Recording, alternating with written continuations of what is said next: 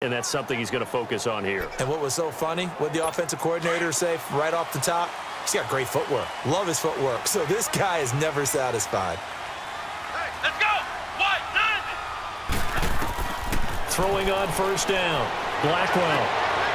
Into heavy traffic, and it's intercepted. Picked off near the 44 and to the 43. So down inside the 45 to the 43-yard line. That's where they'll take over.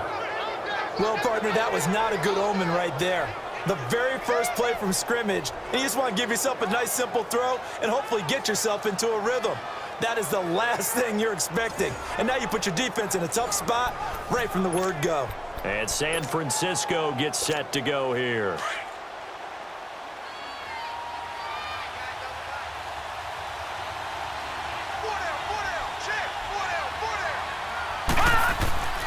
They'll come out throwing here to start the drive. Under a heavy rush, and down he goes.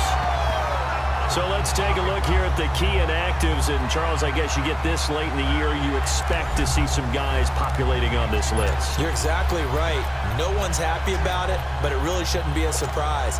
So the guys who are playing in their spots, in their stead, they have to step up now and make big plays for their team.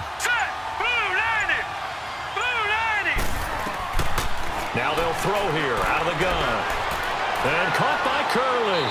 And he'll be taken down at the 44-yard line. And they'll get 9 there as that sets him up better for third down. One thing we do know, he's going to get his catches. So as they move forward defensively, got to continue to focus on not giving up the big play when he does catch the ball in the secondary.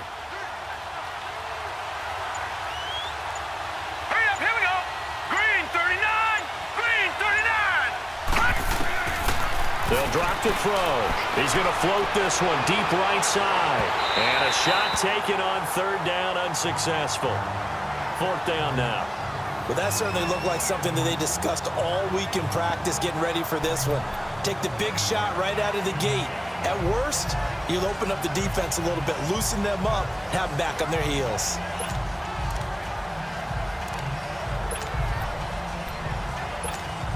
So on now is the Clemson man, Bradley Pinion, to punt this one away.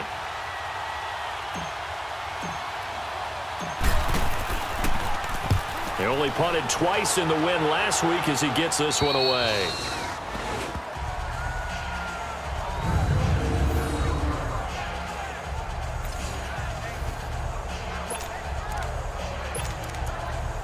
New York set to take the field. That opening drive ended with the INT. It didn't lead to points, but still not the way they were hoping to begin the game. But how about going and telling your defense, thank you, a huge thank you. You said it didn't lead to points, stalled off that drive. Now they've got a chance to redeem themselves and maybe reward their defense a little bit by putting some points on the board on this one. And a nice pickup as this one gets him to the 10-yard line. Give him 9 on the carry that time, and they're set up with a 2nd and 1. That first down run could not have turned out worse for our defense because when they came out on the field, their number one mission, keep them stacked up close to their goal line, and at worst, create great field position for their offense.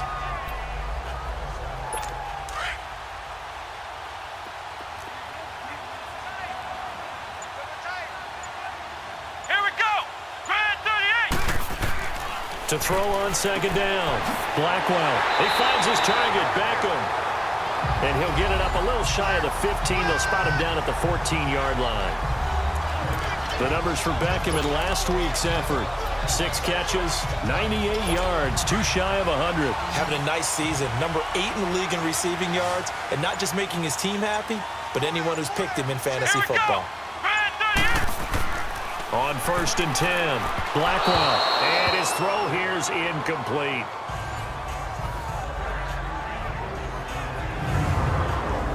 And the offensive starters for the New York Giants. Let's spotlight Odell Beckham Jr., who had a 1,000-yard season his first year in the league, despite not playing a full season, and that announced his presence with authority.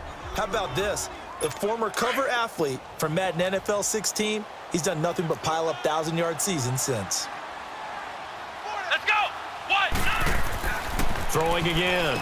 Blackwell over the middle to Beckham. And able to break one tackle, but then quickly brought down. But a nice little gain. The reception good for 7. It's third down. That was a nicely run slant route, and what the receiver's trying to do is make the defender think he's going upfield for a deeper route, and then breaks it off, usually after about 3 to 4 steps, and cuts towards the middle of the field. And now what he's trying to do is use his body to keep the defender away from the football and give the quarterback a really nice target. They'll set up the screen to Barkley. Shreds him with a stiff arm. And he gets it down deep into San Francisco territory. A huge play there on the screen pass. 66 yards. Just the first quarter, but tackling going to be so important going forward. They've got to limit plays like that.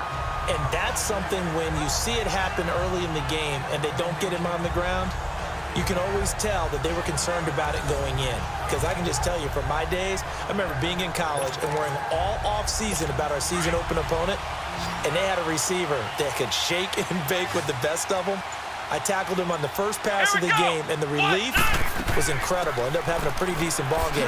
But if I had missed him, it would have been a long night. And he showcases the spin. A pretty good game before he's taken down. A nice run there, 9 yards, and it'll be second down.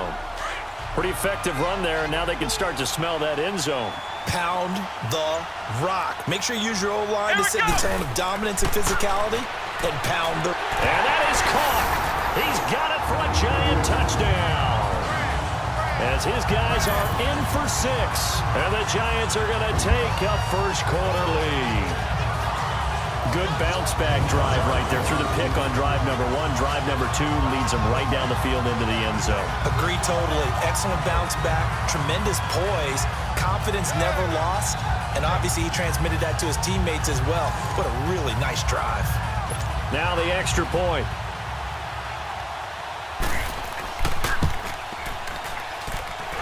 Point after, right down the middle. And it's now a 7-0 game. Set now to kick this one away, and off it goes. This is taken just shy of the 10 here. Then he'll take this across the 25, a couple extra yards, up to the 27-yard line. And San Francisco gets set to go here. And hoping to do better than they did their last possession when they punted the football.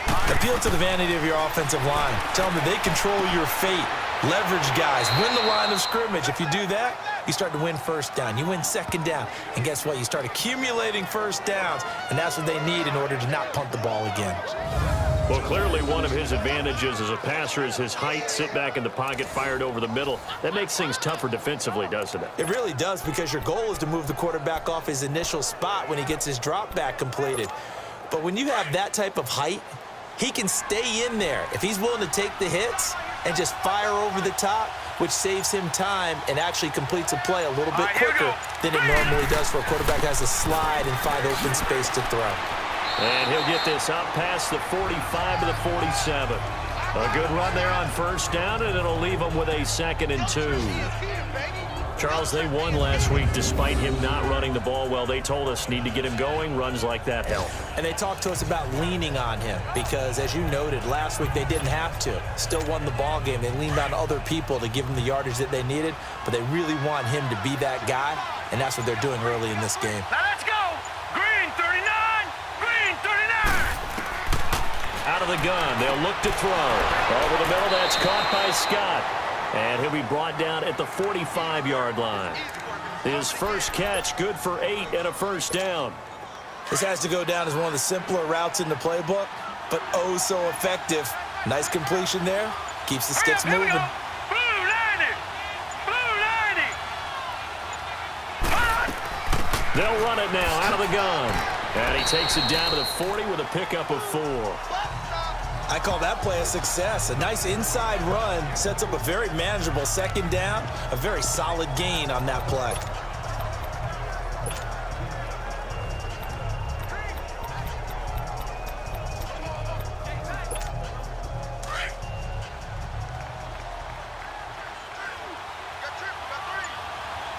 Set.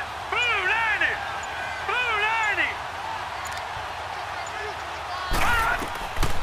From the shotgun, he'll look to throw. And that'll be incomplete. thing I have learned, receivers don't mind high throws so much to the sideline, but do that over the middle to them, and not only the DB's going to throw a little verbal trash their way, when they get back to the huddle, they're going to have a few words to say to their QB, aren't they? Yeah, hung out to dry a little bit there on the high throw. Luckily fell incomplete. Throw left side complete. That's Terry. 95 catches for him now on the year, and it's a first down. Now that was pretty. They executed that curl route versus zone coverage, and that changes things a little bit because against man, it's often a tight curl, tight, sharply run route. Against zone, you're just looking for that open spot, that dead area, so you may curl it a little bit wider just to get to that place. And usually a tight window. He fired a bullet in there for the completion. Here we go now. Green 39. Green 39. And they'll go ground game here with a tailback. And he's going to fight his way forward here for a modest gain. 5 yards is the tally on first down. That brings up 2nd and 5. I call that play a success. A nice inside run sets up a very manageable second down. A very solid gain on that play.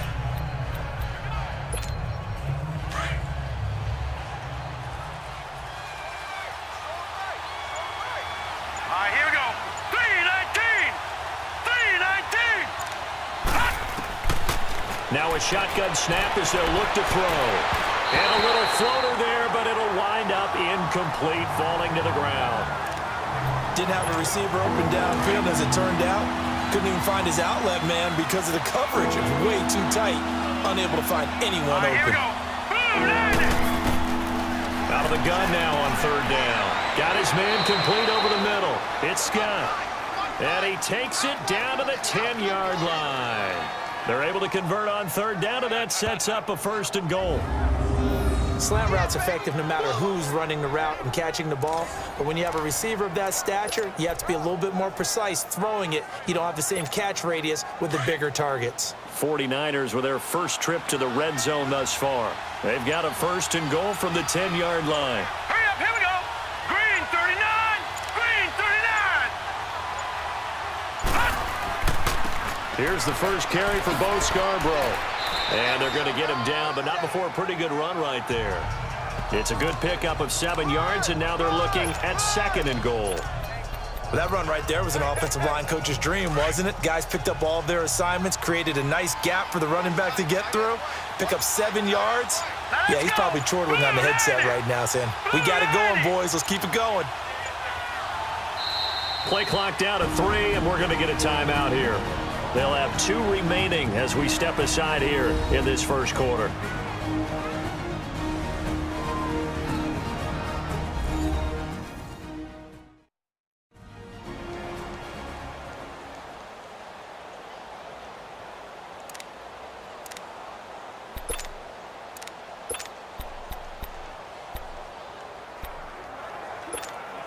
They'll go again from the 3 here on 2nd and goal.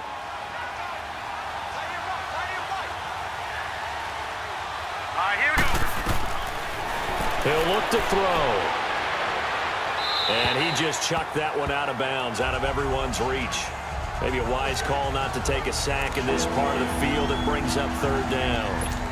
Now we got 3rd and goal coming up, and couldn't you imagine being in that huddle, partner? You know they're looking at each other saying, we can't come away with just 3 points after this drive. Yeah, they've covered a lot of ground. They want more than that 3. The Niners on 3rd down. They've been okay, 2 for 3 thus far. They're looking at a 3rd and goal here. They'll look to throw here. And it's complete. In the end zone, touchdown 49ers. In for the score. And the 49ers are within an extra point of tying this thing up. On those slants, everything happens so quickly. What makes it work? The timing between the passer and the receiver. In this case, a slant route ordinarily is probably about 3 steps before you go on the slant. In this amount of time, I think it was a 2-step deal. Boom, put his foot in the ground and got inside for the pass. Got inside for the pass, got inside for the catch and the score. Extra point splits the uprights, and we are tied at 7. That one in the books as a 12-play drive.